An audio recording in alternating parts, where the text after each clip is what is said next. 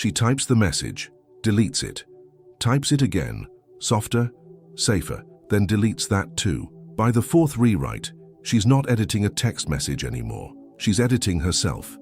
You've done this. Not with a text maybe. With an email, a haircut, an opinion you swallowed because you calculated the risk before you spoke, a version of yourself you checked before you let anyone else see it. Here's the paradox. The people who get the most validation in their lives almost never ask for it. They're not performing confidence. They're not managing how they're perceived. And that absence, and that specific refusal to check, is exactly what makes rooms lean toward them. This isn't about not caring. It's quieter than indifference and stronger than confidence. And in the next few minutes, you're going to find out exactly which part of you is still asking for permission it was never anyone else's to give. I want to tell you something I don't usually put into these scripts. A few years ago, I turned down an opportunity I actually wanted. A collaboration that fit exactly what I was building. Exactly the kind of work I'd been trying to move toward for months. Because I ran a simulation in my head of how it would look to people who'd been watching my work for a while. Not whether it was right, not whether it would help anyone, not whether it aligned with what I actually valued. Whether it would read as a certain kind of move, to a certain kind of audience, in a certain kind of light. I made a real decision, with real consequences, based on a committee of people who would never actually see the choice, weighing in on a version of the decision that didn't even exist outside my own head. I didn't call it fear at the time. I called it being strategic. I called it reading the room. That's usually the disguise this wears. It rarely announces itself as insecurity. It shows up dressed as wisdom, as caution, as good judgment. And it's remarkably convincing right up until you notice how much of your life it's quietly been steering. So let's define the actual mechanism, because seeking validation is too soft a phrase for what's really happening underneath it. Validation seeking is not a character flaw, and it isn't a moral failing you need to apologize for. It's a regulation strategy, a way of managing an internal state you don't yet know how to manage on your own. When the anxiety of an undecided outcome gets too loud, borrowing someone else's certainty is faster and easier than building your own. So you ask, you check, you wait for the read receipt, the like, the nod, the slight upward inflection in someone's voice that tells you it's safe to keep talking, and for a moment it works beautifully. The internal noise drops. Someone else has taken the weight off your hands, and for a few minutes you get to rest, which is exactly why it doesn't go away on its own. Relief that comes from outside you has to keep coming from outside you, on a schedule you don't control, which means the moment it stops arriving, the anxiety it was covering for comes back louder than before. There's a piece of research from psychologist Daniel Wegner that explains why trying to simply stop needing approval, the exact thing you've probably tried, telling yourself, just don't check, usually backfires so badly. Wegner studied what happens when people try to actively suppress a thought, telling themselves deliberately not to think about something specific. In his most famous experimental work, participants told not to think about a white bear ended up thinking about it more, not less, once the suppression instruction was lifted. What he found was almost the opposite of what people intuitively expect. And it's probably the opposite of what you've experienced too. The act of monitoring for the forbidden thought keeps that thought active in the background the entire time, so it resurfaces with more force once the effort relaxes, not less. He called it ironic process theory. It doesn't say approval seeking itself is inevitable or unchangeable.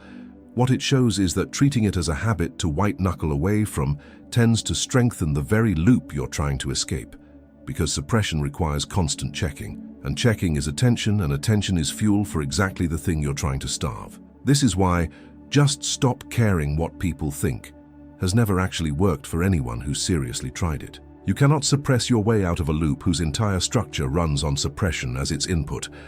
Telling yourself not to check is itself a form of checking. The instruction and the compulsion share the same wiring. So if willpower isn't the lever, what is? Here's something worth noticing before we go further.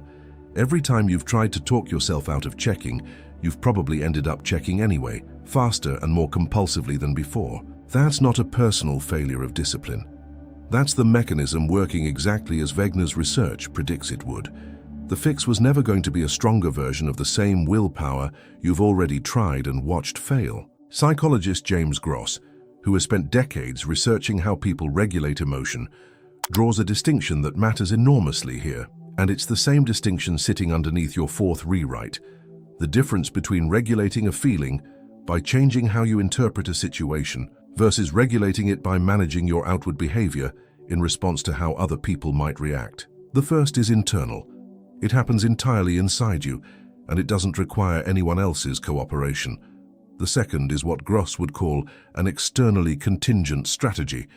Your emotional state is quite literally outsourced, contingent on a signal that has to arrive from outside you before you're allowed to feel okay, which is exactly what you're doing every time you refresh the screen. His research on expressive suppression specifically shows that people who manage their outward expression the way you manage that message before you hit send report more internal distress over time, not less, even in interactions that go smoothly on the surface. The relief is borrowed. The interest accrues quietly in the background. The bill still comes due, not weak, wired for a shortcut. That's the honest read on why this happens, and I think it's worth sitting with, because most people carry a quiet shame about needing approval, as if it's evidence of some personal defect. It isn't. It's not a personality flaw. It's a nervous system doing exactly what nervous systems are built to do, reaching for the fastest available tool to lower internal noise, and validation happens to be the fastest, most immediately available tool most of us were ever handed, usually before we were even old enough to know we'd been handed anything at all. But here's where it gets more interesting and more uncomfortable, because understanding the mechanism only gets you halfway there. This explains how the loop sustains itself once it's already running, how one small hit of approval creates the craving for the next one, and how trying to muscle your way out of it just adds more fuel. It doesn't yet explain something more basic and more important. Why does this shortcut get installed in the first place? And why does it get installed so early that most people never even remember choosing it? Why does one person build an internal compass early in life, while another builds a satellite dish, permanently pointed outward, endlessly scanning for signal? That's not a question about behavior anymore. That's a question about structure, about which part of a person is actually running the show when the checking starts, and where that part came from. And that takes us somewhere most people never think to look. Picture a kid, maybe 7 years old, walking into a kitchen holding a drawing, not a masterpiece, a house with a lopsided roof, a sun with too many rays, a stick-figure dog that doesn't quite have 4 legs. The parent is on the phone, distracted, half listening to someone else's voice on the other end, and glances at the drawing for less than 2 seconds before saying, "That's nice, honey," without ever actually looking. The kid stands there a beat too long, holding the paper a little higher, waiting for the second look that doesn't come. Something registers in that pause. Not, "My drawing is bad." Something quieter and considerably more permanent. "I need to make sure I'm seen next time. I need to time it better. I need to make it bigger, louder, more impressive so it can't be missed." That's it. That's the entire installation event. No trauma required, no villain in the story. No one did anything monstrous. The parent was tired, distracted, human, probably dealing with something the 7-year-old couldn't have understood. Just one small, ordinary moment where a child learns that being noticed is not guaranteed. It has to be earned, timed, sometimes performed for. Multiply that moment by 10,000 small instances scattered across an entire childhood. Some as mild as a distracted glance, some considerably sharper, a comparison to a sibling, a joke at the dinner table that landed wrong, a silence where encouragement should have been, and you get an adult who walks into rooms already scanning for the read before they've said a single word. Not because anyone did anything cruel on purpose, because attention to a child is not a preference. It's survival information. A child's developing brain treats "Am I being seen and approved of by the people who keep me alive?" as a literal safety question, not a social nicety to be brushed off. So it builds a part of itself whose entire job, its sole function, is to monitor that signal constantly and adjust behavior in real time to keep it green. This is where family therapist Richard Schwartz's model becomes genuinely useful, not as a poetic metaphor, but as a working map of exactly what's happening in you every time you reread that sent message. Schwartz developed an approach called internal family systems, built over decades of clinical observation with real patients, which treats the mind as made up of distinct internal parts, each carrying its own function, its own emotional age, its own job description frozen at the moment it was formed. What his clinical work supports consistently, across very different backgrounds and very different presenting problems, is that people reliably describe internal experiences that behave like semi-autonomous parts with protective roles, a part that people pleases, a part that performs, a part that goes quiet the instant conflict appears, a part that pre-drafts apologies before anyone has even asked for one. Notice if any of those sound like something you've done this week. What Schwartz's model does not prove is that the mind literally contains separate personalities in a clinical diagnosable sense. It's a therapeutic framework built for practical use, not a neurological map of discrete brain modules sitting in specific locations. Schwartz would say the psyche isn't a single unified voice giving orders. It's more like a household, and every household, including yours, has someone whose entire job is to keep the peace by constantly managing what the neighbors think. In that framework, the part of you that rewrites a text message 5 times isn't broken, and it isn't weak. It's a manager, a part whose entire function, formed sometime in early childhood, is to scan continuously for disapproval before it happens and preemptively adjust so it never actually lands. It got hired for a real job at a real time when the stakes were genuinely high, when a child's emotional safety actually did depend, at least in part, on staying in the good graces of unpredictable, sometimes distracted, sometimes overwhelmed adults. The problem, the one almost nobody addresses directly, is that nobody ever told that part the contract expired. Nobody sat it down and said clearly, you can retire now. The emergency that hired you ended decades ago. Here's the part that reframes everything you thought you knew about your own anxiety. This isn't a flaw sitting inside otherwise functional psychology, some broken component in an otherwise fine machine. It's a function that never received the memo that the emergency is over. You are not today sitting here, a child whose survival depends on a parent glancing up from their phone at the right moment. But the manager doesn't know that because nobody ever formally released it from duty.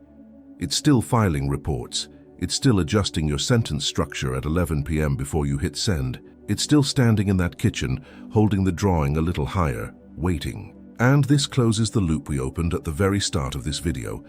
The reason validation seekers get read as needy, while the validation indifferent get read as magnetic, isn't about confidence levels at all, and it was never really about charisma.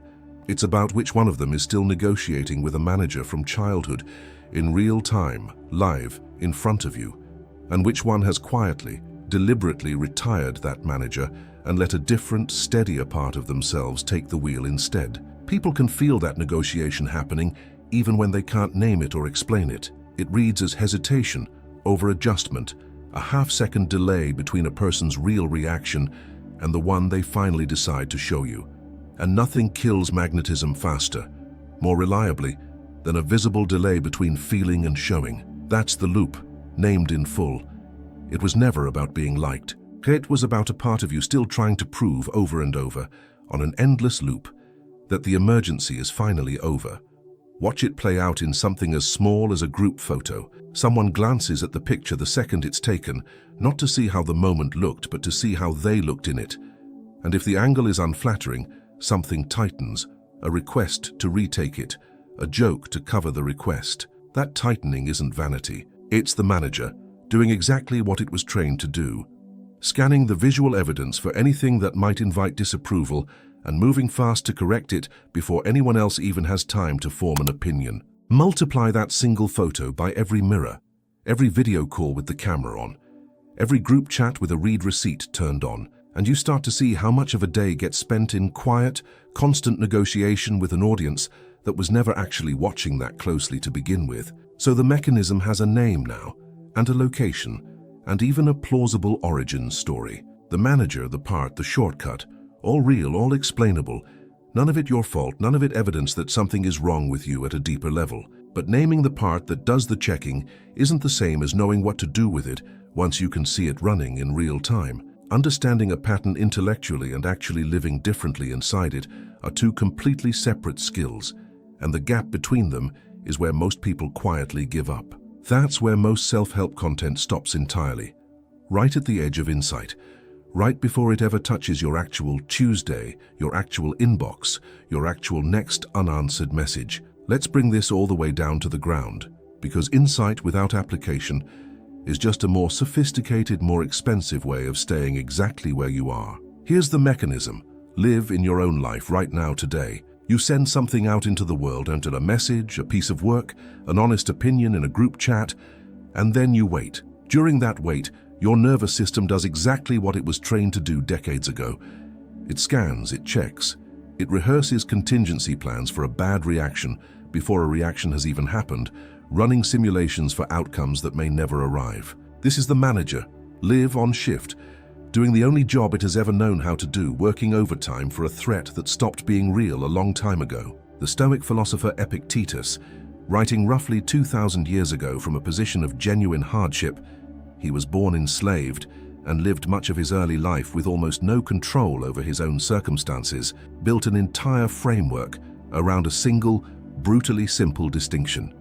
Some things are within your control, and everything else is not. What's within your control is your own judgment, your own intention, your own effort, your own response. What's outside your control is almost everything else in existence, including, specifically and directly relevant here, what other people think of you once you've acted with integrity. He wasn't arguing for cold detachment from outcomes, and he wasn't asking anyone to stop caring about their work or their relationships. He was arguing that peace is only ever available to the degree you stop investing effort, real, exhausting, constant effort, into the parts of life that were never yours to manage in the first place. Apply that here precisely to the message you sent this morning. The message itself is yours.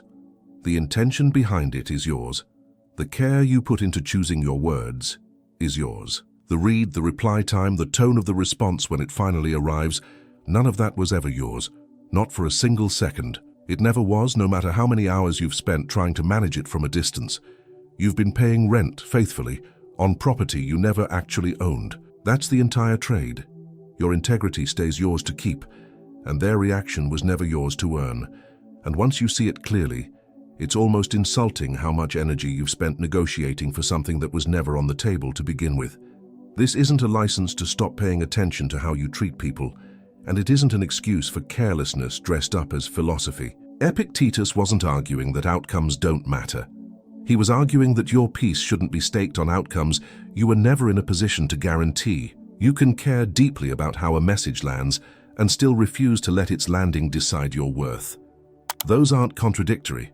They're actually the only combination that lets you keep showing up honestly again and again without slowly hollowing yourself out in the process. Here's the binary that actually matters in all of this, and it's not care versus don't care, which is the binary most people default to and which explains why so much advice on this topic falls flat. The real binary is proving versus offering. When you're proving something, the other person's reaction becomes the verdict.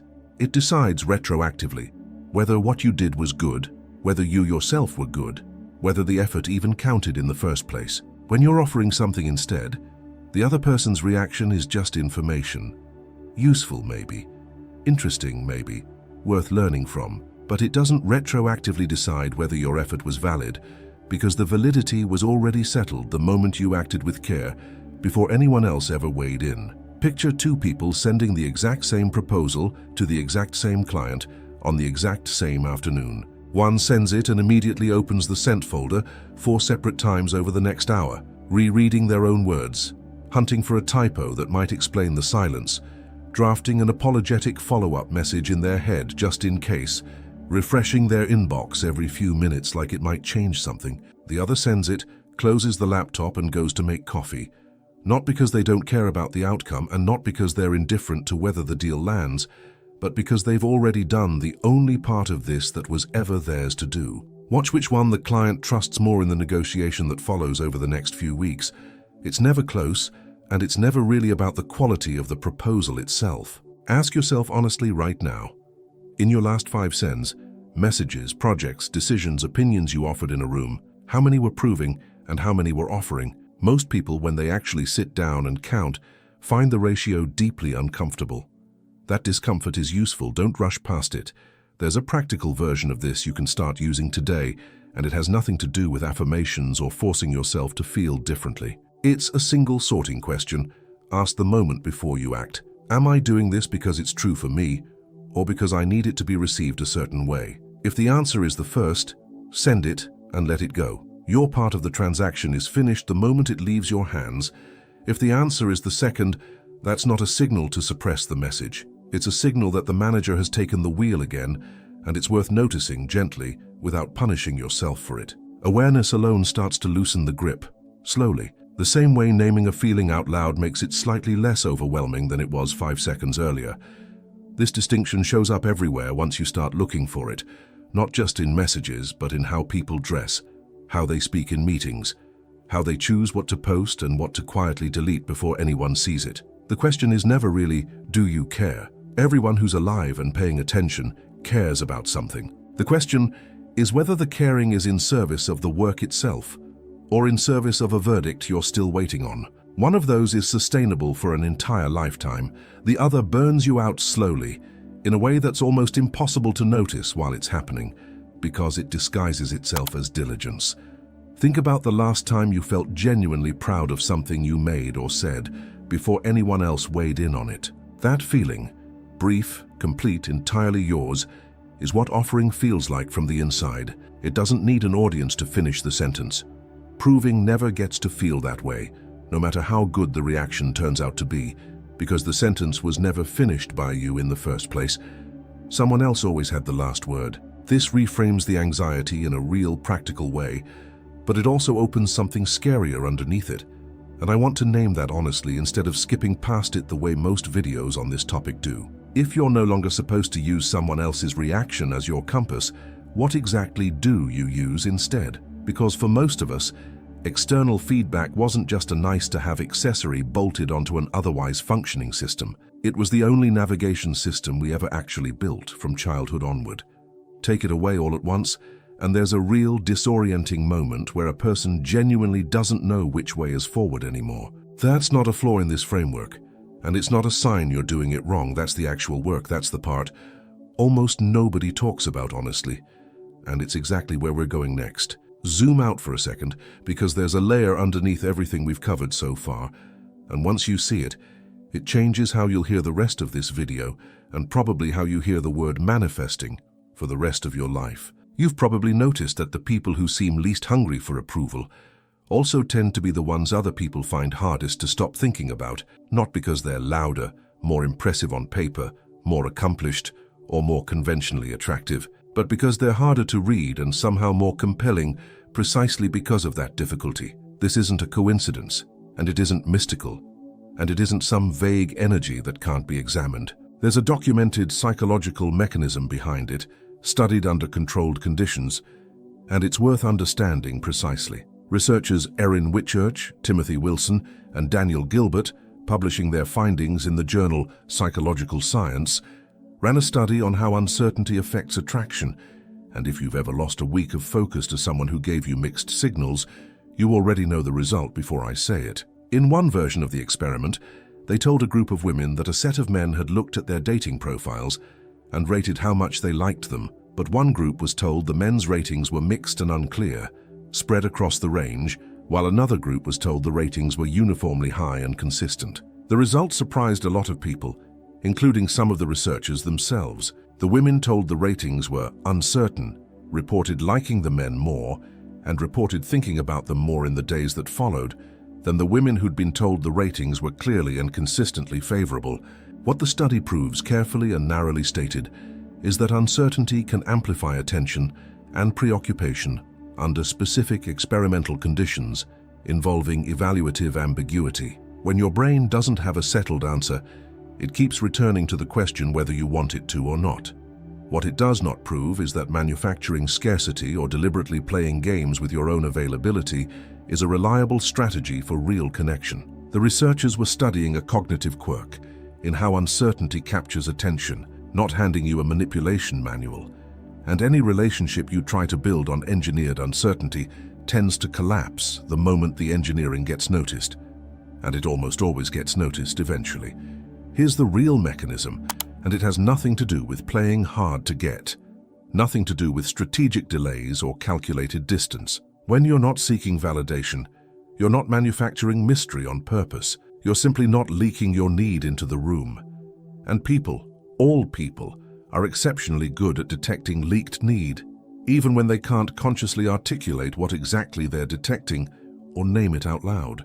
A person checking whether they're liked radiates a certain frequency of low-grade urgency, a slight over-explaining, a slight over-agreeing, a slight speed in how fast they respond, a subtle eagerness that shows up half a second before the words do. A person who has already settled the question internally, who isn't waiting on anyone's verdict, radiates none of that. There's nothing urgent to fill in, so the mind that's trying to read them keeps circling back, not because it's confused by a performance, but because there's genuinely more presence there to take in, more room to actually meet the person rather than manage their anxiety. Uncertainty created by engineered scarcity wears off the second it's exposed as a strategy. Uncertainty created by genuine internal completeness doesn't wear off at all, because there's nothing being performed that could ever be exposed. This is the part that connects to something people casually call manifesting, even though the actual mechanism underneath it is far less mystical and far more mechanical than the word usually suggests.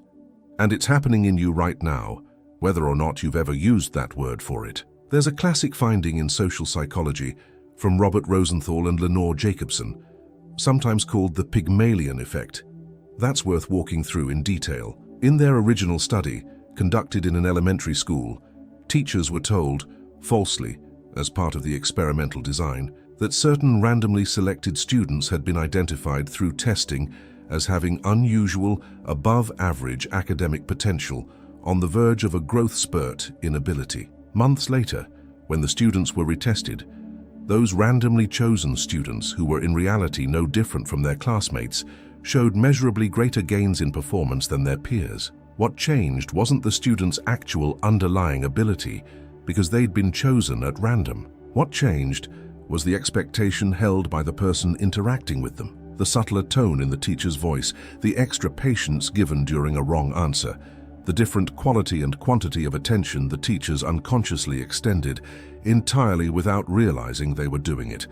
The same way you unconsciously read certainty or its absence in every person you meet. The finding proves robustly that held expectation can shape observable outcomes through countless small behavioral adjustments, often completely invisible even to the person making them in real time. It does not prove that simply believing something hard enough rewrites external reality on its own, floating free of any behavioral mechanism carrying that belief out into the world and into other people's treatment of you. That's the actual mechanism behind manifesting faster, stripped entirely of the mysticism and replaced with something considerably more useful and considerably more within your control. When you stop needing external validation to confirm your own worth, you stop performing the subtle, constant, quietly exhausting adjustments that leak neediness into every interaction, and you start carrying an internal expectation of your own outcome that shapes how you show up in every room, every negotiation, every relationship, without you ever having to consciously manage a single one of those interactions in the moment. People don't primarily respond to what you want from them, no matter how clearly you ask. They respond, mostly beneath conscious awareness, to what you already believe about yourself, whether or not you ever say a word of it out loud. Here's the deepest layer, the one most people never actually reach, because reaching it requires giving something up rather than gaining something new.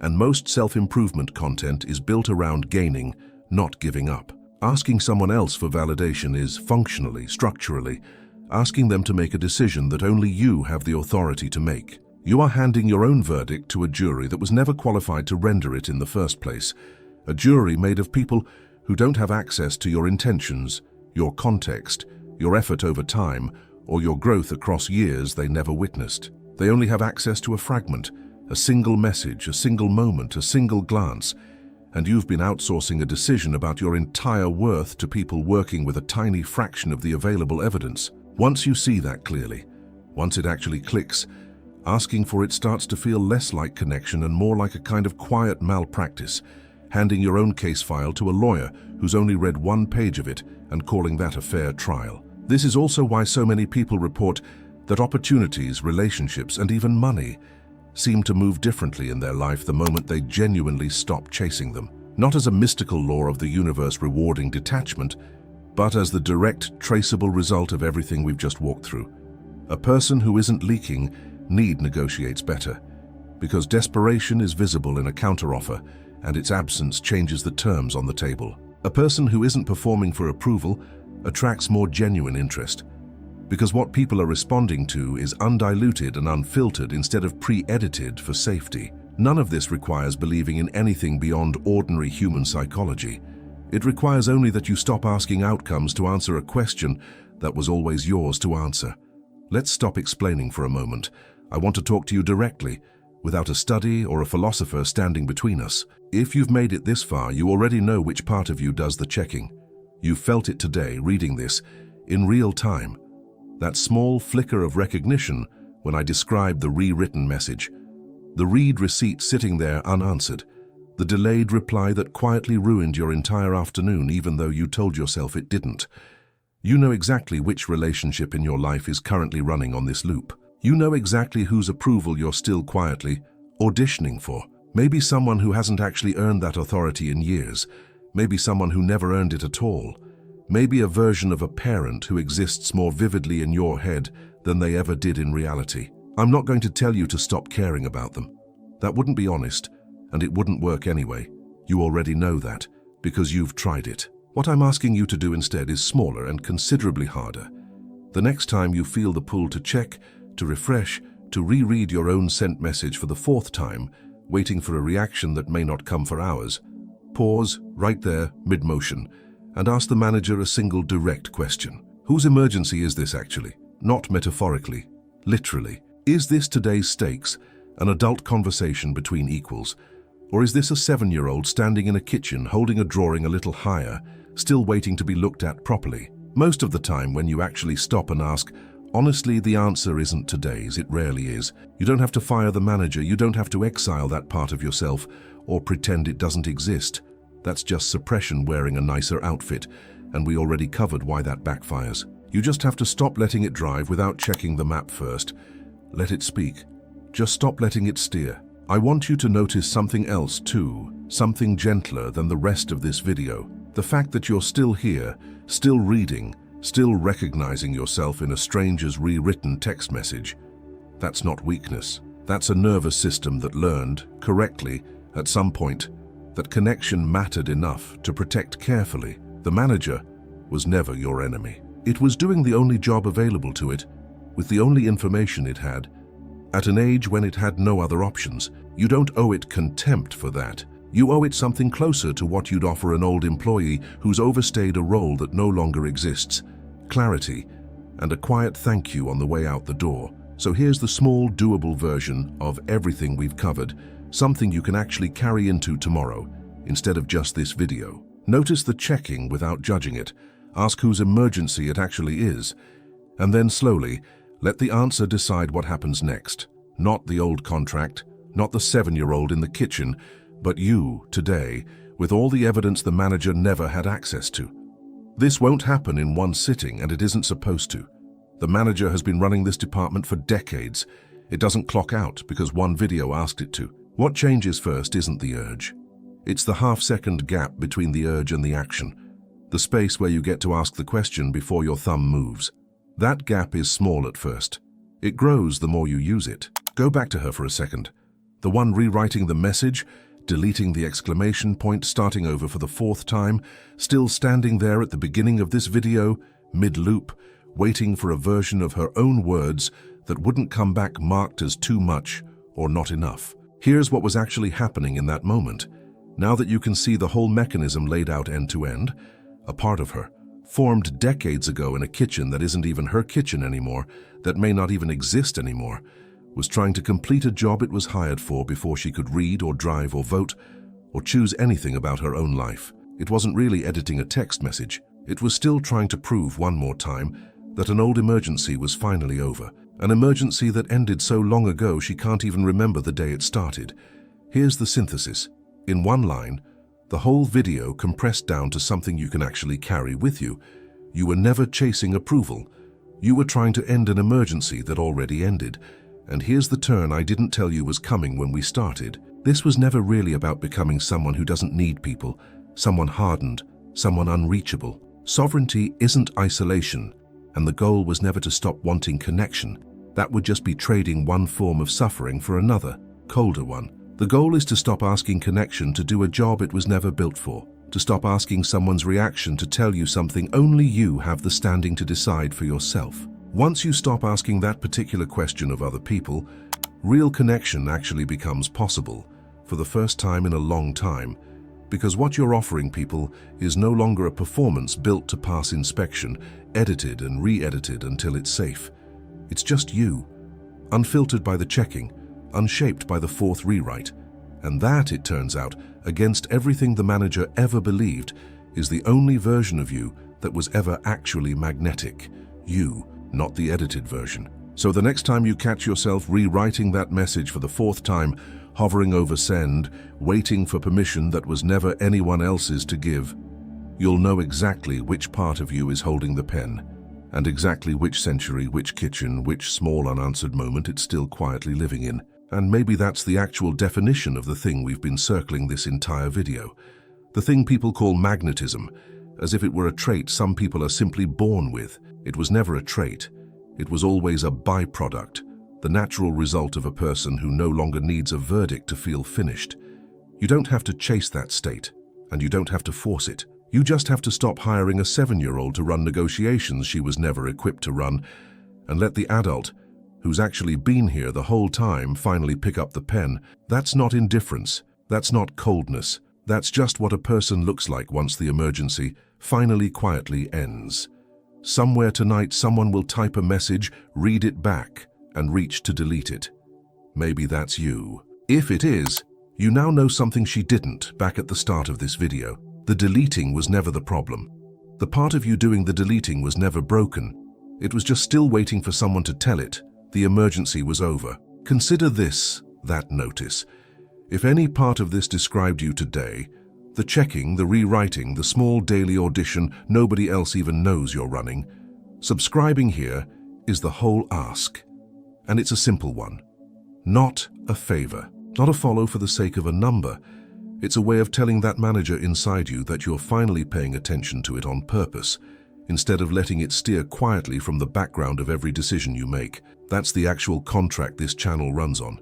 Stay if you're ready to keep looking, honestly, at the parts of yourself most people spend a lifetime avoiding. Everything else lives on the other side of that cut, because it isn't part of the ask. It's just where to go next if you want it. If you want to go deeper into how this internal structure actually gets rebuilt, not just the theory, but the daily practice of retiring a manager who's been on shift for 30 years, that's the second half of The Quiet Force, pinned in the comments below. And the next video picks up exactly where the direct address left off. What happens to your closest relationships in the first few months after the manager finally stands down? Comment, I choose to stop proving. Stop proving. Start living.